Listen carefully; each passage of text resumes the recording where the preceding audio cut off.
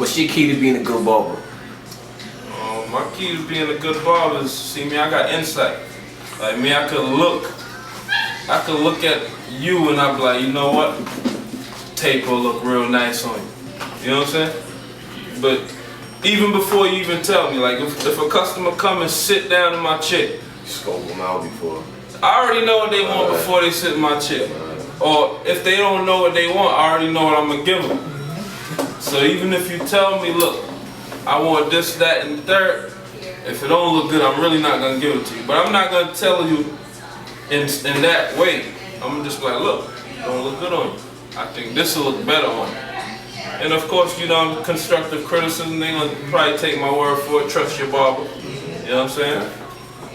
And then once I finish the job and then they're excited about it, that's where I feel good at. Like, see, I knew what you want all along. You know what I'm saying? So that's a big key about being a good barber.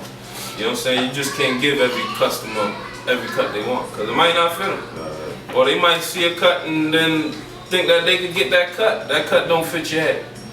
It's simple and plain, you know what I'm saying? I had this dude that was losing his hair. He sent me a picture of a dude with a flat top with an ill pop. I said, dog. It's over. It's over for that one, man. It ain't growing back. You know what I'm saying? That's how it is. But pretty much me being a barber, like the love that I get from it, like me, but you gotta know how to hustle with it too. Cause if you just cut hair, you gotta know how to hustle with the cutting. Like, you know what I'm saying? Me, I practice speed, cause time is money. You know what I'm saying?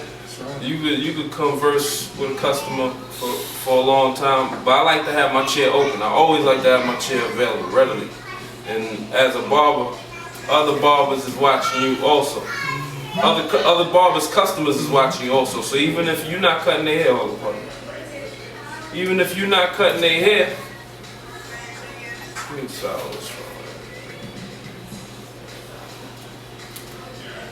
even if you're not cutting their hair, they looking all around. They scoping the area. They even looking for a backup barber. So whenever they barber ain't around or barber might be too busy, yo, I could go to him real quick. I'm in a rush, but he already know what kind of service you give out, because he been waiting in the shop. He been sitting down. He been seeing what you could do. He know how quick you are. He know how slow you are. He know what you can and cannot do. He seen a cut that you did that he liked. You know what I'm saying? So that's how it goes. So even though when you cutting for everybody. You cutting for my customer, your customer, everybody customer. How do you price your cuts? Based on? Me? I price my cuts based on, see me, I know that I'm giving, well, I ain't gonna say I know, I feel that I'm giving you a service that you can't get nowhere else. And for that service that I provide, I'm gonna charge my price, not what everybody down the block is charging. I'm gonna charge my price because that's what I feel my work is worth.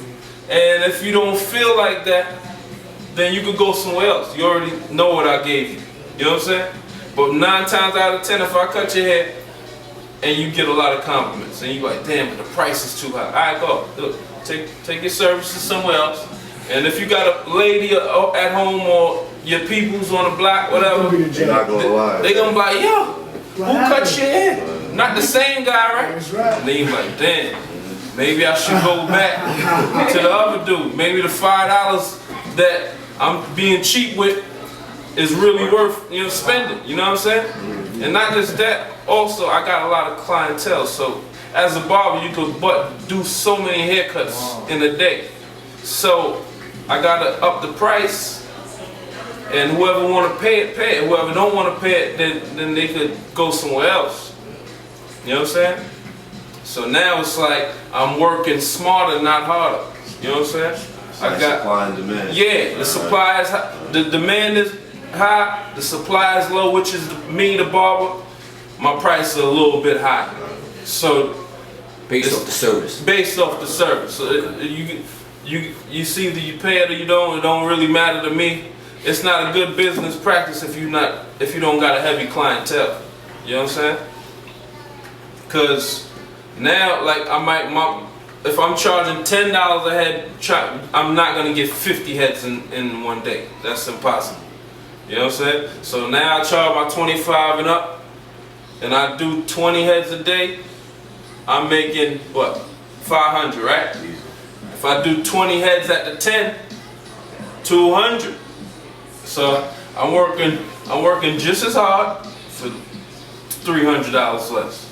You know what I'm saying? So now my, what's that, now my $1,000 a week is 2,500, 3,000. You know what I'm saying? And you know, every day varies. You got haircuts that's quicker than others. You got you might have a day of long haircuts, a whole lot of blowout tapers, mohawks, designs. You know what I'm saying? So now you might have cut 15. You know what I'm saying? So your 150 days turn into a nice, you know what I'm saying? Nice chunk of change. Even on a slow day. Slow day you cut, say a real slow day, 10 heads. You make 250 on a slow day. So now, you know what I'm saying? Now you see your money more, but but you gotta be nice. You gotta be nice.